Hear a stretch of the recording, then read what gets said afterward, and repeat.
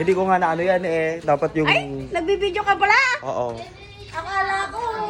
Magandang araw mga katulde, tara, samahan nyo kami na kumuha ng ayuda dito po sa aming barangay.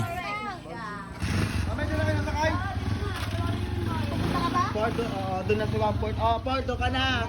Dito kami ni Mami. Oo, sige, kaso tayo dyan. At para sa ayuda ay ilalaban natin yan mga katulde. Sabi nga nila, hanggat may biyaya ay lubos-lubosin na.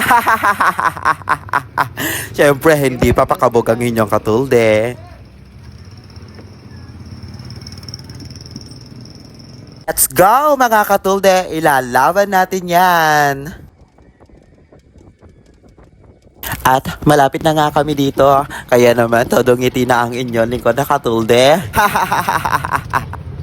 Hello mga katulde, samahan niyo kami kumuha ng ayuda.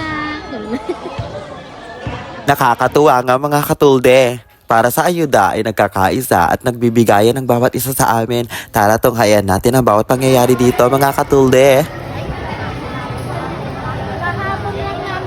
Oh, Marites Pamorante. Baka ma-hurt ka nila dyan. Pauwi na nga rin kami dito mga katulde. Natapos na rin po kasi ang bigayan. Mabilisan lang po ang kaganapan. Pero ang totoo niyan, nakipagsingitan na ako. Babay na, mauna na kami. Bahala na kayo mag-agawan dyan at magrambulan. Charis! Ka-eksena naman yung Mami. Pang-okray. Bye mga katulde!